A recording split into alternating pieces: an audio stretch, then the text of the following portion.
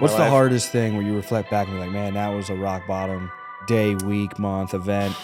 I think the hardest thing that I had to overcome was I got into after I graduated, like the main reason why I didn't go into finance was like I had like some like minor legal trouble, but it was just enough to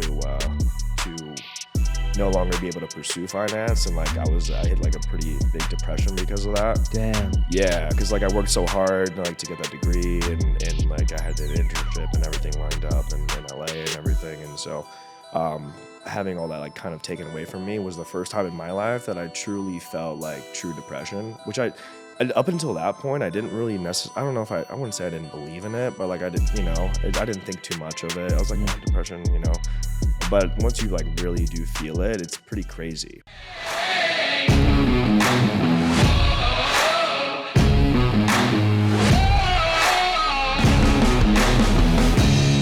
We are live. All right. Another episode of Adversity Kings and another insurance monster, part of the Playbook Agency. Your boys text me right now. Shout out to the other Ronnie.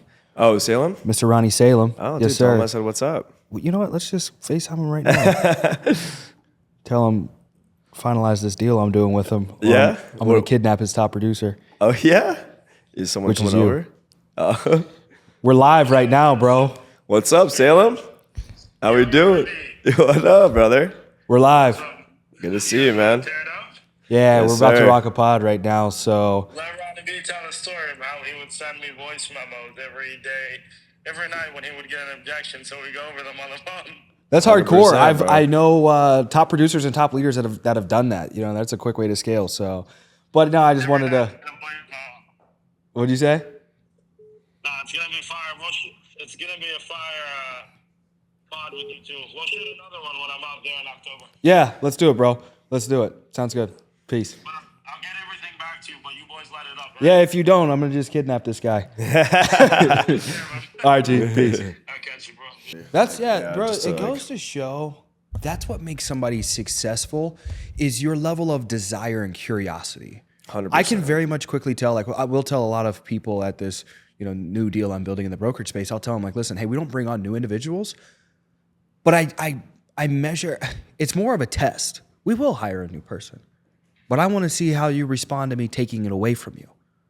You understand what I'm saying? Because somebody like yourself gives me the vibe that if someone told you when you discovered the opportunity of being able to sell in insurance or sales in general, you were going to find a way regardless. 100%. Right? If I really wanted the position. If you, like I was telling people, this morning I'm in the gym and there's virtual trainers going on. And I was like, what the hell's happening? And I went on my story and I was like, you have to, in the United States of America, to be poor, you have to really want to be poor.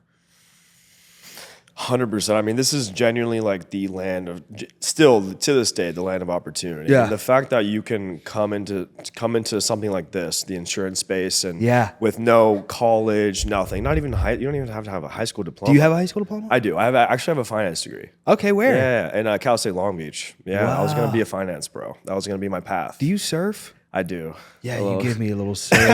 It's the way I talk. A little bit. Like you might kick flip on the way to the beach. Then you're just hanging 10 on some wave. Would it be harder for someone to learn how to surf or skateboard? Honestly, I sucked at skateboarding, so maybe that's a testament to. I think I grew up surfing and everything. I did skating too, but I just wasn't nearly as good at skating. I think I kind of sucked. Is there any East Coast waters that are good to surf? Yeah, I think the waters are super cold, but up in New Jersey, they actually have some good breaks.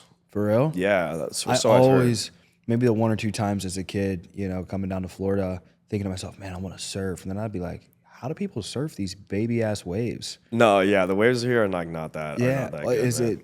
it like the geographical location? Is it weather? It's actually like it has to do with like the way that the sandbars and everything at the bottom of the ocean. So like I don't know something. There has to be like a reef or a sandbar in order for there to be like a nice wave. Yeah. So I'm assuming like Florida's probably like just kind of like Flat. yeah flat. What's the biggest wave you ever surfed?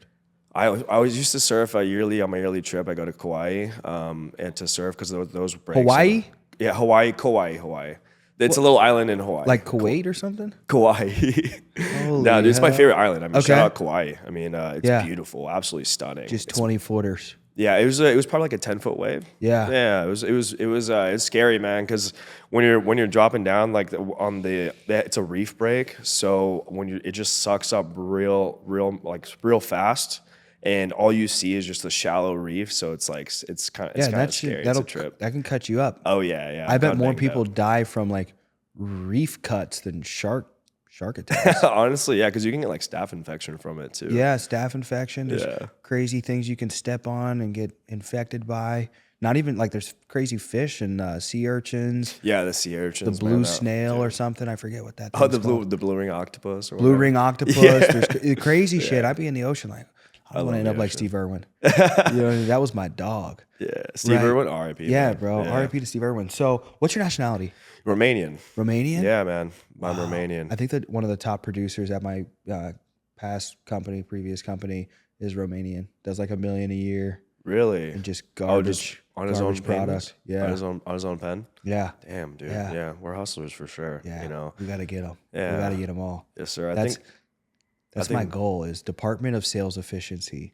And we just expose just all of the life insurance and sales lies. And I think you guys do really well at showing what's possible in the Playbook agency. And are you going to be starting to build? You are building. How many people do you have? Yeah. I think like last month I have 26 active downlines. Yeah. But I think next month it'll probably be closer to 30. I'm Yeah. still kind of scaling, still building. Yeah. I wish I would have started sooner. The first year when I started last March, I just told myself I wanted just to really master the sale before I brought. What'd you do people before?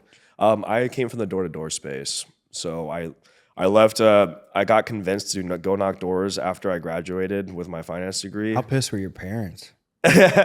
Dude, I mean, they were definitely not supportive, to say the least. But they were like, their Cali parents are like, be free. Oh no, Just be one with the door. Was it like that or it was not like that? no, it wasn't.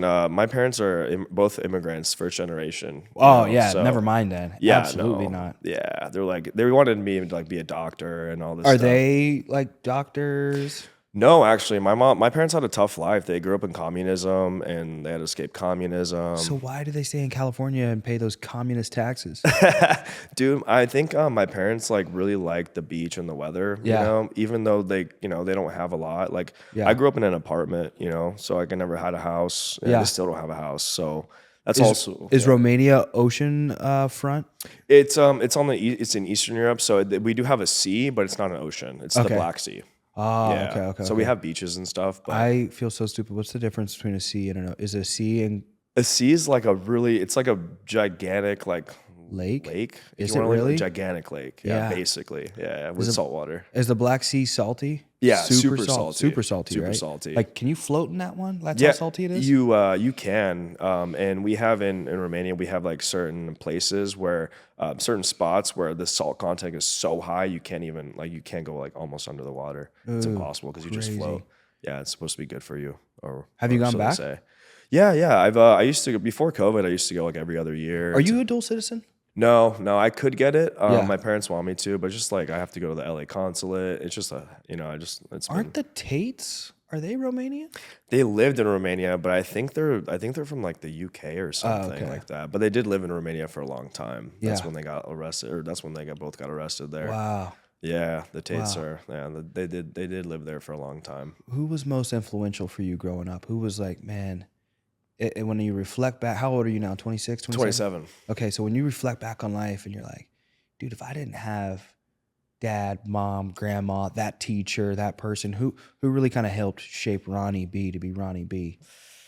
Man, I think I think my dad, I'm grateful for my father because he instilled in me like really good manners and respect and, how to like treat people well. And so I'm really grateful for that because I think in, some families it's often overlooked. I think like coming from like, having foreign parents, it's just like they take everything a little bit more seriously. Yeah. So I'm grateful for that for sure. Grew up very respectful and courteous of other people. He kind of helped shape that aspect of my life. But in terms of like a mentor, or like a financial, like my parents were kind of, poor. They grew up, Yeah. I didn't grow up like poor, but I was like lower middle class, Yeah. for sure. Because I grew up in an apartment my whole life and everything. So I didn't really have like a like a mentor or something. Not even a mentor, more so someone that just, you know, was there influentially. You know what I mean? They just okay, in my influenced you, life. Yeah. and were just kind of a shoulder to cry on, a safe place, but Hmm. maybe also challenged you. I don't think I really, honestly, man. I've been pretty independent, you know. Like I didn't. My dad, like my parents, like split up, and Yeah. when I was like 7 or 8, my dad like went back to Europe for a long time, Yeah. and I didn't have a good relationship with my mom. So do you think? And here's I shared a post yesterday because I'm pretty convinced. I'm like running, you know, almost 300 episodes. Let me check my Spotify to see how many podcasts I've done, and we'll see. I'm pretty sure this is if you might be 300.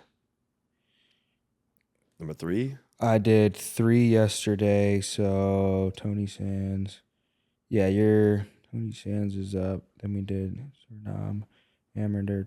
You're 296. So 296 times I've set more than 296 times, but 296 times this will get published. Where I sat down, spent a half hour to an hour with somebody, and able to look at their soul, look them in the eyes, and kind of figure out who they are and what made them them, their hardest adversity, just, you know, fun talk in life too. Yeah. And I've come up with this initially, which was a theory, but now I believe has been proven an answer, is that every single human being is driven by how they were raised.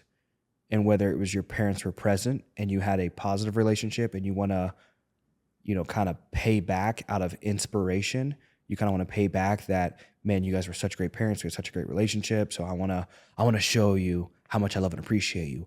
Or also still rooted in love, but almost, you ever seen Star Wars? Yeah. Kind of like Anakin Skywalker type of love, where it's kind of Yeah. like angry love. You almost start murdering everything. And because I can relate to that. Both my parents went to jail or middle class when they got out and everything like that. But then when our parents go away, we're young, 7, 8 years old, we start to get confused and we get angry. You know what I mean? We don't realize it, but we're confused emotionally. And that confusion, especially as a young man and even as a young woman, I think turns into anger. And you don't realize that thing compiles inside of you and it builds up. And then you go, you know, crush this, you crush that, you know, put yourself through college just to go smash doors and make $500,000 a year selling life insurance. And it's like, you look back and you really dissect the why. It's how you grew up. That's what I'm trying to pull out of you. It's like, how'd you grow up? What either, you know, happened really good or what pissed you off and hurt so bad that you didn't realize and you didn't really reflect back and realize that's why I'm the way that I am. Yeah, I mean, I 100% agree. I think that it's a duality of it, whichever path it is. But for me, I more so relate to like I think proving them wrong, you know, especially my mom, you know, like I love my mom, you know, love her to death. She just grew up, she had a tough life. So she didn't know how to really like show like emotional love. You know, she's very cold, you know, growing up and very negative towards like anything that I've ever done. Have you seen Marvel movies? Have you seen like Marvel movies? Yeah. Have you seen like what's the Russian ladies? It's like in like Thunderbolts, Natasha or something like that, the Black Widow. Oh, you know what I'm talking about? Yeah, where they're like super cold. Yeah, I feel like that's sometimes like European women. Yeah, I dated this Russian girl and she was like cold. Yeah, they are. I think it's because of the way they just grew up in their environment. You know. But yeah, and I think like that was she was always kind of like just negative. Anything I've ever done, she like never was really supportive. So like I think that like drove me a lot just to kind of prove her wrong. You know, like you know, for example, if I pursued college, you know, she's like, well, you're never gonna graduate. You're an idiot. Blah, blah, blah. You know, kind of. Yeah, for real. Yeah. So like I was like, so stuff like that's progressively happened, and like anything that any like course I've wanted to take, she was never really supportive, you know. So I think that drove. And they me. got back together? No, they didn't. Okay. No, they didn't. No, my parents do not like each other. Okay, so they're not back together, but both still live in California? Both still live in California. Yeah. Wow. Yeah. Any other? Do you have siblings? I have a half brother. He lives in. He's born and raised in Germany because my dad lived in Germany for 10 years after leaving Romania. Is he still in Germany? No. My dad after Germany he came. We went to New York just like any other immigrant, and then they moved to Southern California. So how old is he? He is. My dad's like he's about to be 70. He's pushing 70, man. Wow. Yeah. No, your dad, the half brother. He is 32. Okay. I think. Yeah. What's he do? Don't He's know kind of much. struggling a little bit, I think. Yeah. Get him which- into insurance. Yeah, I mean, sure. I mean, can people work out of the country though? No, Yeah, right? I'm pretty sure. Really? I'm pretty sure you can work out of the country. What matters is the client's location Oh, because okay. you can travel and write deals. Right. Yeah. Does he have to have? Do you know if he has to have like a residence in the United States, or can people from Europe do Doesn't this? he have an American driver's license? No, he still lives in Germany. My brother. But does he have dual citizenship? No, he's just a German. Yeah, maybe not. Yeah. No, he's German. 9. Yeah, 9. Yeah. No, I never. The first time I met him was when I was 16. So I Yeah. went over there. I got a half brother similar story to you where it's like we don't talk. I don't know what he's doing. I don't know where he's at. And maybe, we've had maybe a couple interactions in my life. One time he punched me in the face. Really? And that was about it. What did you do? I was like probably 5. Yeah, probably 5 or 6. And I think I took one of his chicken nuggets and he just punched the shit out of me. You know what I mean? Yeah, damn. That'll do it though. And then since then you just Don't mess with someone's chicken nuggets. Yeah. I remember my old insurance company, some dude took literally like a chicken nugget or a fry off this dude in the office and he threw him through a window. This dude was like 300 pounds, but muscle, just full of trend. Every day, just a trend sandwich, all day long trend. And he threw this dude through a window on camera. Damn. Yeah. All over a chicken nugget. All over one chicken nugget. Literally. Damn, not even a 6-piece. Not even a 6-piece, Just bro. one. Now here, tell me this. So would the hardest adversity that you've gone through be the relationship, the dynamic you've had with your mom and hearing those negative affirmations? I would say that's where it all stems from. I've definitely had a lot more adversity in What's my the life. hardest thing where you reflect back and be like, man, that was a rock bottom day, week, month, event? I think the hardest thing that I had to overcome was I got into after I graduated, like the main reason why I didn't go into finance was like I had like some like minor legal trouble, but it was just enough to no longer be able to pursue finance, and like I hit like a pretty big depression because of that. Damn. Yeah, because like I worked so hard like to get that degree, and like I had an internship and everything lined up in LA and everything, and so having all that like kind of taken away from me was the first time in my life that I truly felt like true depression, which and up until that point I didn't really I don't know if I wouldn't say I didn't believe in it, but like I didn't think too much of it. I was like, depression, But once you like really do feel it, it's pretty crazy. Yeah, you feel like you can't move. Can't move. Like I Yeah. didn't want to get out of bed, didn't want to do felt it. anything. My high school girlfriend broke up with me. Yeah. That was the only time I felt depressed, bro. You know what I mean? Like Yeah. nothing works, your dick don't work. That's when you know you're depressed. Yeah. If you're a dude and your dick ain't working, Oh yeah. You're depressed. Yeah, dude. That absolutely. I You mean, know? that depression was but I overcame it. After a few weeks, I was like, I gotta stop feeling sorry for myself. Yeah. And so I moved to Ohio to do door to door. no. Yeah. Pest. I did alarms with Vivint. Actually. Wow. Yeah. That's the other group. I always figure, I'm like, well, there's probably 2 or 3. It's pest, it's alarms, and then there's solar. Yeah. And solar doesn't look good for them. Not right now. Yeah, the solar not market's look pretty good. tanking. Pretty much tanking right Yeah. now. I mean, after my first year in alarms, I did transition to solar. At the time, solar was great. It was I got really good at it. I mastered the craft. Took a couple years. Go back real quick to the alarms. When you made your first paycheck, did you pop off and make sales right away, or did you either start hot or you start cold and you get your balls kicked in? What was it like for you? Did you start cold? You start hot?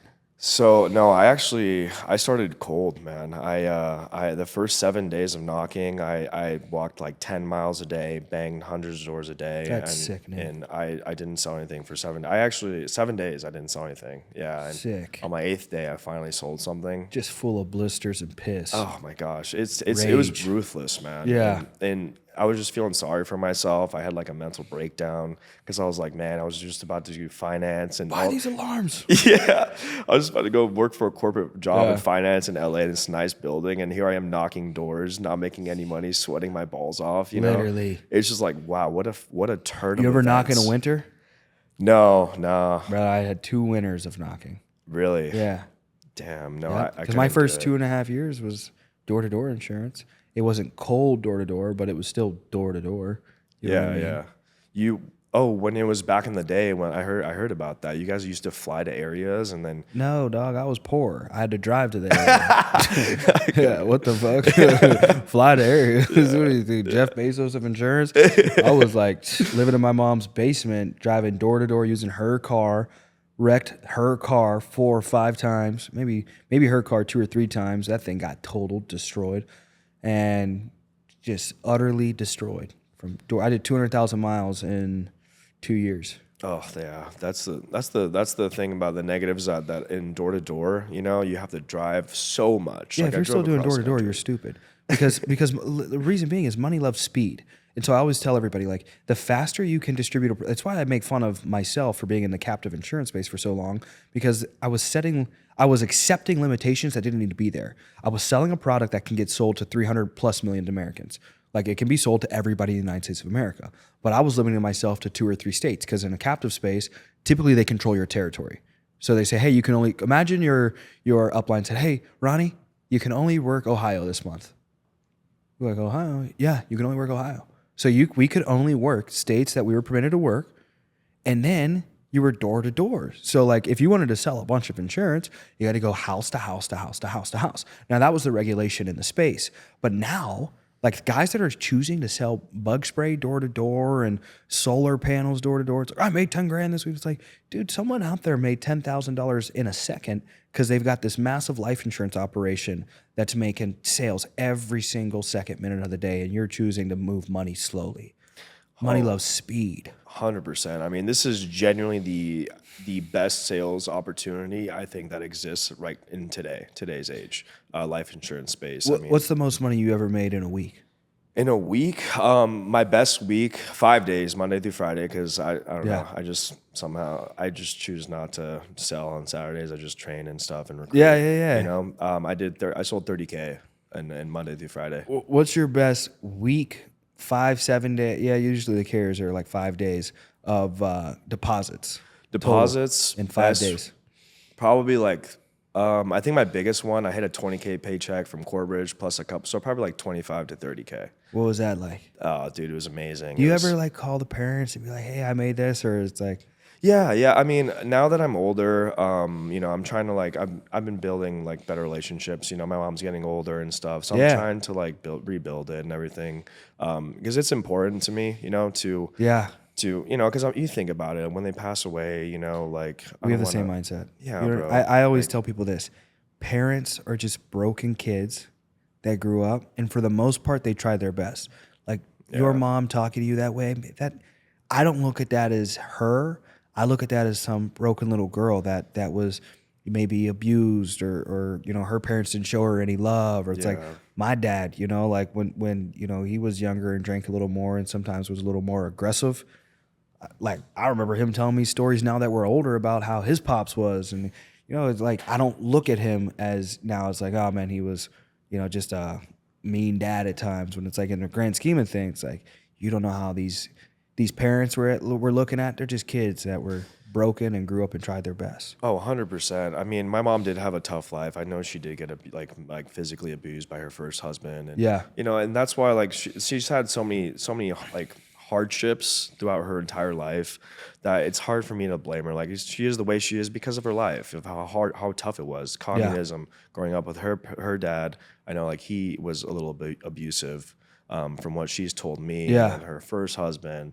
And yeah, it was just, you know, she's had a tough life, and bro. that's why I think she's just you know, she is broken, you know. And we all are. Yeah, you we know what I all mean? It are, doesn't bro. make us worse or better or anything like that. Yeah. So yeah, I mean, I've been really reflecting the last couple of years really seriously on it. I actually went to therapy for like a little bit, got sober like for a little bit. Just wanted to really work on myself. That's good. Yeah. And because of like the childhood and all that stuff, they shed to light that you know, like my relationship with my parents, like that's the reason why I have like certain behaviors that I'm trying to stop, you know, basically, or I have stopped. Yeah. You know, why is life insurance better than everything else you've done and you see others doing? I mean, I think it's just because of how quickly you can, one, scale, and two, just how quickly you can make money. Like genuinely, if you just put in the work, I tell everybody that starts like 90 days, just like how I did it. 90 days, it's you eat, sleep, breathe it. You get better. You try to get better every single day. By 90 days, man, it can completely change your life. I mean, it did for me. Before I started this, I was in a tough spot. I had to sell my snowboard stuff to pay my bills. Like I had to sell my speakers. Typical Cali kid answer. Yeah. I had to sell my surfboard, bro. Holy shit. I didn't sell my surfboard, man. Come on, Oh, not no, that he didn't far. sell a surfboard. Yeah, not that far. Never do that. My man, dude, I had to sell my snowboard. Holy shit. Yeah, How man, horrible. just to fucking pay my bills, you know? Yeah. And I was like so desperate to like find something. Because I left solar, I was like, I'm over this, man. I need to go find like a career. Yeah. You know? I was like, I don't want to knock doors for the next 5-10 years. Fuck that, you know? Yeah. I'm just not that much money, you know? I was making like mid 6 figures, you know, like nothing crazy, you know? It wasn't worth it to me. Just enough to be homeless in California. Yeah, basically. Yeah. Literally. Like, yeah, man. And so, yeah, I took like a corporate sales job, making 90K salaries. I could barely survive in California. And then, in between solar and this, I was like 6 month span. And yeah, man, I quit my job. Like after I did this part-time, made like 8K the first month, part-time, deposited. And then after that, I quit my job immediately, went all in with like 4K in my bank account. See, that can work too. I see some individuals, they're like, some crazy young leaders are like, oh, it's all or nothing. And I'm like, yes, that's what worked for me. But how much do you think you're going to make this year? I think roughly. I mean, conservatively, I would say like 500. Yeah, but $500,000. So what worked for you isn't what I did. You know what I mean? But so it's like I see a lot of leaders in the sales space. They'll miss out on an opportunity because they'll paint this box of like, if you don't meet this, you can't be a part. Like for me, like there is a box, but it's around character and like how we interact and my intuition and different things like that. But like, I don't care like what walk of life you come from, color you are, religion you have, and different things like that. Like, I really just want to know you're a good person and you're competent. If you're a good person, you got a brain, start part-time. You know what I mean? Yeah. Or maybe you start full-time and you hit hard times and then you go a little part-time. But don't give up, because this works. It works more than anything else I've ever seen. I've seen more people make millions of dollars that don't deserve to make millions of dollars, that are just borderline absolute potatoes, room temp IQ individuals making stupid money. And it's because they didn't quit. Like the number one common denominator of millions of dollars made in the insurance space, in the sales world in general, is resiliency. You just can't quit. But that don't mean you might need a breather. You might need a breather. Breathe, but keep going. You know what I mean? Like you might lose somebody this week. Take a breather, keep going. Don't quit on yourself. Get up and keep going. I see that. I see that in the guys that win and the girls that win. And I love when you're talking about your story, it's like, man, there's so many people out there that need to know it's all right to start part-time. It's all right to take a breath. You know what I mean? Like don't let some psychotic, cult leader or ego-driven, mini Napoleon tell you, it's got to be 400 hours a day and you got to drink lion piss. You know what I mean? Like, bro, like, nah, man, like be a good dude, be a good girl and use your brain and make some money and do your best, but it ain't going to happen overnight. And there's going to be ups and downs. So. Yeah. I mean, I couldn't just jump in full time because I had like no safety net, obviously. I had to sell my shit, like I had no money, I couldn't buy Chipotle some days, you know what I mean? My $10, God, horrible. Bro. Yeah. I was so down bad. California boys are missing. Can't get Chipotle. What the hell? Yeah, man. This is a meme right here. Bro. Yeah. Couldn't buy a bowl, man. California homeless guy had to sell snowboard. couldn't eat his Chipotle. Dude, holy shit. Double steak, don't even think about it, I could only afford single steak, bro. It was fucking horrible. Oh my God. All right, so gonna make $500,000 this year to 2-3 years ago. Depression and bouncing around all these other sales gigs and jobs and just figuring out life with immigrant parents, bro. What a story, man. And you're just getting started. You're only 27. Yeah, you know what I mean? You're a baby. Just getting started, bro. I mean, holy hell. There's been so many times where in my sales journey, like even that first 7 days, I thought about quitting. I was like, what am I doing? Like, bro. that shit never goes away. So, yeah, because it's a fight. Life is a fight, and it's violent, and it's unemotional, and it's dramatic, and it hits you where it hurts where you hurt, and it doesn't care. You know what I mean? It's almost like life wants to hit you where it hurts. And the individuals that run towards the violence, they run towards the pain. And it's not a matter of defeating the pain, but it's a matter of like not backing down. Like the guy that's like eyeing you up in the gym. It's like, are you eyeing me the fuck up right now, bro? Like I will eye you back up. You know what I mean? Like this can happen. But it's not a matter of like, hey, I know I need to beat you. And I got this from a good trainer the other day, and he told me this. He was like, if you want to be an elite fighters, it's not that they refuse to lose. They accept that losing is a possibility. So that's the people that win in sales. I accept that chargebacks are not only a possibility, they're going to happen. I accept that people are going to quit. I accept that I'm going to lose. I accept that there's going to be setbacks. But I do refuse to give up. That's the big difference. And I see that like in you and your story and everything like that. It's like, dude, like, you know you're going to win and you're going to do something special when you refuse to give up, but you accept that loss is a part of the elevation. Like, you're not going to go up without giving up. I think you hit the nail on the head there. I think adversity is so crucial to growth, and how you manage and deal with the pain. Like you got to use that to your advantage, you know, like use that hardship, like let it fuel you, you know, like I let all my hardships like fuel me. Like, dude, if I can overcome this, I can overcome anything. And over the years, like, mindset is the most important thing. And I've noticed over my 4 years doing sales, my mindset is unbreakable now. Yeah. But it took a long time to get there, you know? Because like so many times, like, fuck, this is so hard. Like, I'm thinking about quitting. Like, I've had those thoughts over the course of the last 4 years, of course. Some hardships, solar alarms, whatever the case was. But over the years, I realized, man, if you just keep going and you keep betting on yourself and you believe in yourself and you're confident, you'll win. It's 100% guaranteed. The guys that get into sales, especially insurance sales, and they overcomplicate everything in the very beginning, and they're always chasing something shinier, bigger, better, whatever, I'm going to find this. What are your thoughts on the guys that overcomplicate everything? And they like, if really what I want you to get at here is like, you want to guarantee someone makes $100,000 their first year. What does that look like? Guaranteed to make 100,000? Yeah. I mean, I think 100,000 is not that. It ain't shit, but what do they got to do? Because that's like the first step. Make your first $100,000. So what's that look like? What do they got to do? I think the most important thing is that's often overlooked is putting in the work outside of the hours in terms of mastering the skill set of sales. You know, like reading books, whether watching videos, like just honing your craft and mastering your craft and the work you do outside the hours is the most important, especially in the beginning. Yeah. Because that's what I did a lot. Like I read a lot of books. What'd your schedule look like? I would say my schedule currently is like wake up at 5, hit the gym. I'm on the West Coast, so you know I have to start earlier.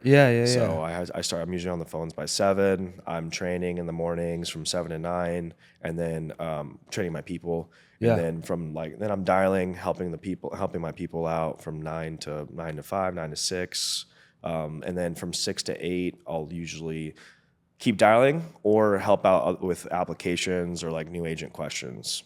So it's a long day. A new agent comes in, they want to make $100,000 their first year. What's their schedule? What should it look like? Oh yeah, I tell them you have to minimum 10 hours a day. Like 10 to 12 hours a day should be no question. You absolutely have to do that. You have to write everything down where you get stopped at so for me to help you to get better. Like if you run into objection or you can overcome something, write down that situation immediately in your notes because you will forget it if you don't, and then review it with me like I did with Ronny, and that's what got me great at this so quickly. And on top of that, I think on the weekends your habits are super important for success, especially in the beginning. Like if you lack the skill set, you can't be partying on the weekends. Because it's gonna mess up your Monday, your Tuesday. You're not studying, like you're killing your brain cells. You know, you're forgetting what you've learned from the past week. So I think in the beginning you have to be super disciplined until you get to that level, to the top level. Fire. You know what I mean? So yeah, discipline in your habits, your daily habits, I think directly correlate to your success in sales. Like in the gym, you're working on your body, your mind, what you intake in the morning. Like I watch a positive mindset video every morning while I'm on the Stairmaster, you know, like in the gym. Yeah, every morning, bro. It's a good reminder, you know, like, oh yeah. It's a good reminder. Now, give us all your secret leads. No, I'm just playing. No, I'm just playing. Man, you know, so as you're scaling and building your insurance business, what's your goal for next year? Yeah, I mean, my goal, man, I'm actually going to be moving to Austin with my top guy to lock in there. Who's your top guy? Dave Layton, shout out. Come on. Shout out. Shout out the big dog. Yes, sir. Yeah, we're gonna lock in, man. My goal is to just cultivate a culture of killers. Has he been to Austin? Yeah. We visited. We toured some apartments together. I think last month. Yeah. Last month. Yeah. You guys should do Brickell, but I know. I mean, that's why we actually initially also came here. dude, the only reason I'd go to Austin is for Terry Black's. I went to this omakase sushi restaurant. I love food. That's the only thing I Me care about too. is food. Big foodie. So have you gone to an omakase sushi place? No. Look up omakase sushi. I think it's OMAKESE. And it's like a private sushi dinner. There's no more than like 10 or 11 people allowed at the dinner. You pre-book it and everything like that. And they have a like master sushi chef prepare fresh sushi, typically 14 to 18 different dishes of sushi.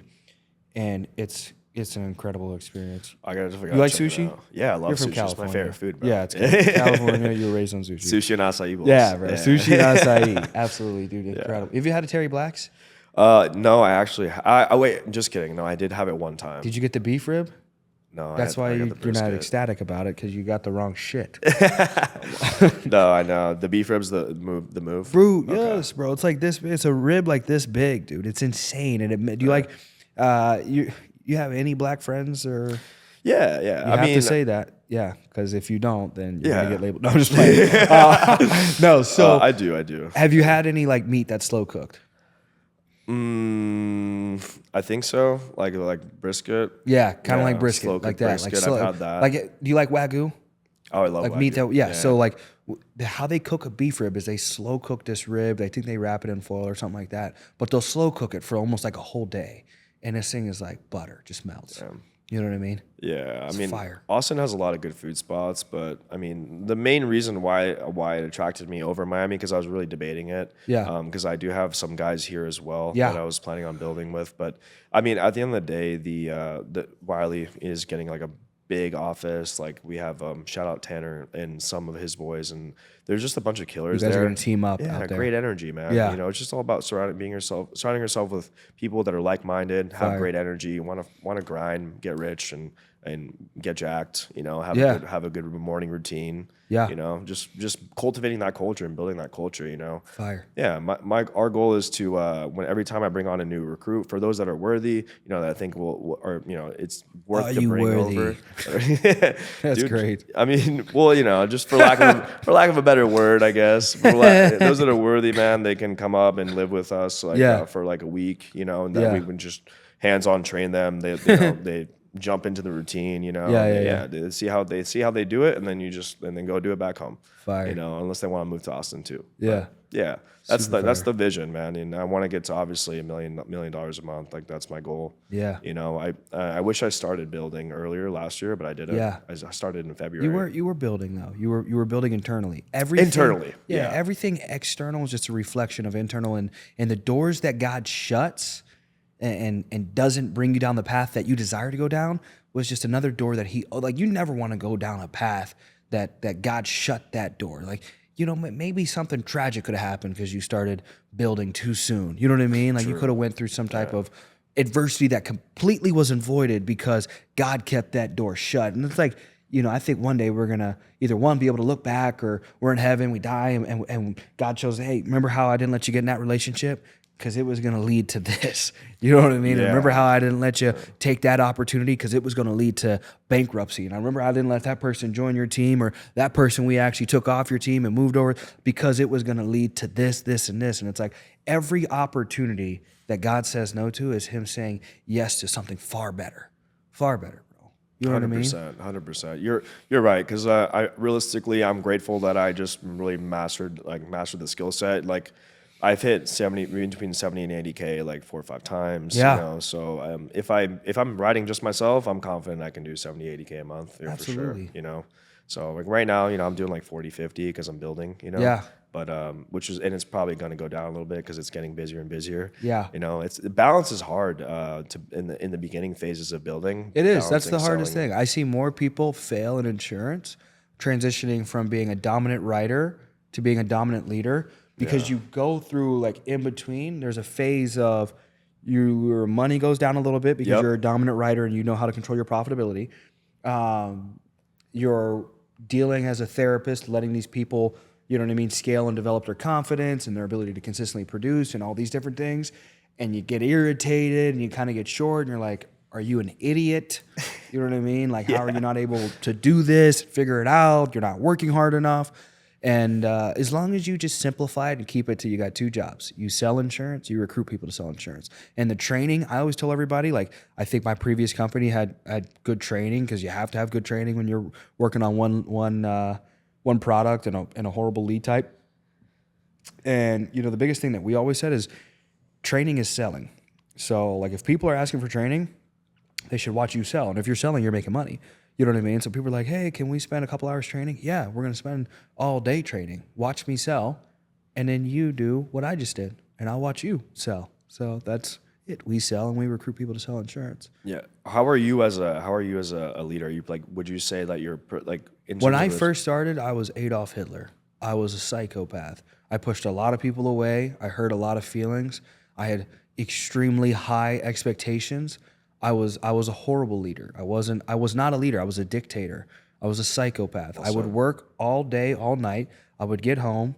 I would run, throw up, basically, and from how hyped up I was. I wasn't on any drugs, and I would literally. I remember texting my small team of 4 or 5 agents, and basically calling them pussies, telling them, Damn. you don't want it bad. You don't care about your family. You don't care. Like you guys say you want to be rich, but you don't.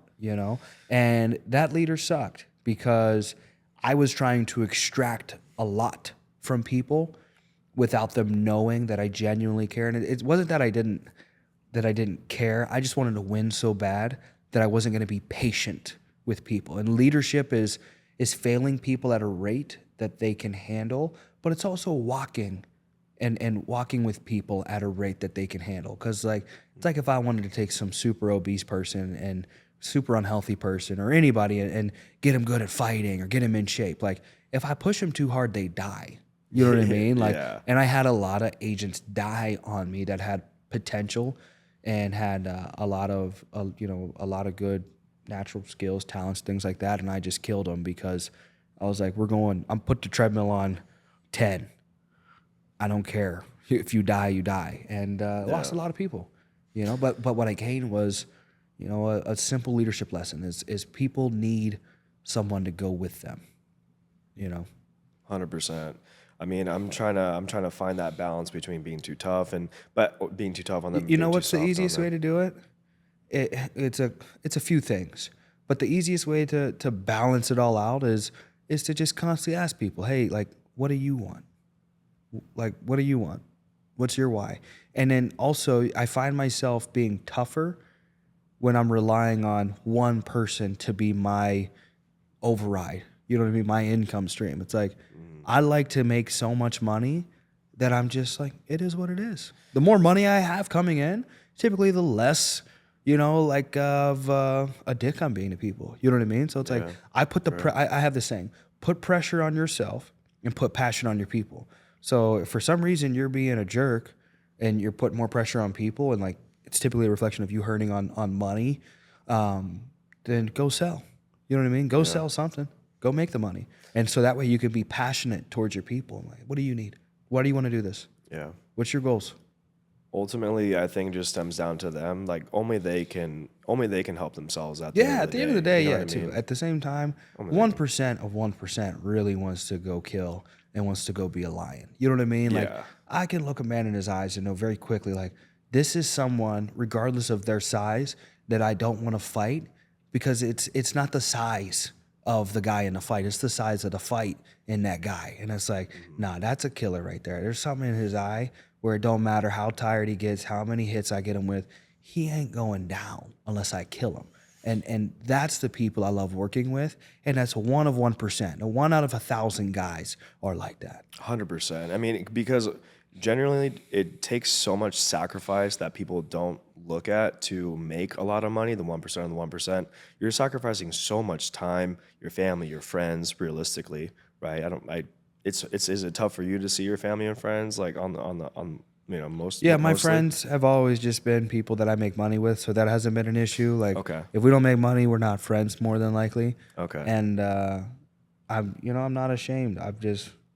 That's how I'm wired. I just want to win. I want to make money. And then my family, I've been blessed with, having a smaller family, where it's really just my mom and sister who I pretty much just incorporate into my business. So Really? I'm able to just kind of like, I've since I've been probably 21 years old, I've paid my mom to help me with my business. That's actually a good idea. What did she do for you? Whatever I don't want to do, pretty much. Like a lot of paperwork stuff. Okay. Like when I was 21, I started paying her like a couple $100 a week to send out thank you cards to every client that I ever sold.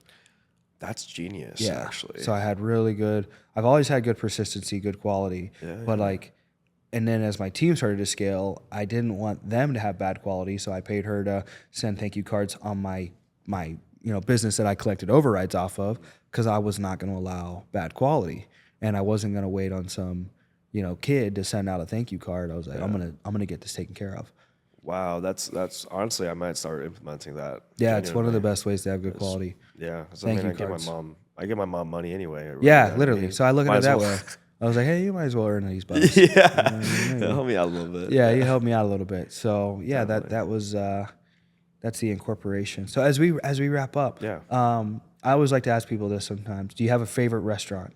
I think in terms of like the food, man, I shout out HB. I'm from there, my hometown. Yeah. I think like Sushi on Fire is so good. Yeah. It's just such good rolls. What's it like? It's just like they have just all these like custom rolls that they had a huge menu of them too. All these like signature rolls that they have that you can't really find anywhere else. Like I love sushi. I've eaten sushi in many places, and that's still the best spot. Maybe I have a bias, but I think like in terms of taste and everything, that's just the best sushi roll. That's good fire. sushi rolls. Yeah, That's fire. It's probably my favorite spot. Do you have a favorite movie? Oh, that's a tough one. I'm a big movie guy, man. Yeah, same. Yeah, I'm a big movie guy. Yeah, same. If I had to choose one, I would say Lord of the Rings Fire, solid answer. trilogy. But this next question determines everything. What was your thought on the Hobbit series? And I have a third question. On the Hobbit series, I think there's way too much CGI into it. I love the I liked CGI. it for the lore, you know, but I liked Lord of the Rings better. All right, that's an okay answer. What about the television series that came out with the Rings of Power? Yeah. I'm just a big Lord of the Rings nerd, so I love seeing like the second age, you know, like Yeah. like young Galadriel and stuff. Yeah, Not bro, hard. Yeah, I love Yeah, it. bro. I love it. Yeah, it was hard. Okay, good. that brought us back. I was a little upset with the Hobbit answer because I'm like a child. I don't care if there's a bunch of CGI. I'm like, run it, dog, kill the dragon. Yeah. Sick, man. Super sick. This was a great podcast, guys, man. Listen, so if people are out there and they want to come rock with you in insurance, where can they find you? Yeah, man. Find me on Instagram. You know, Ronny RONNY underscore Bucica. My last name BUCICA. Baby. We'll have on it in Instagram. Yes, sir. Yes, Yeah, sir. let's go, Follow me on man. Instagram. Let's go. Come on. If you guys enjoyed, like, comment, share. Another episode of Adversity Kings. Peace. Peace.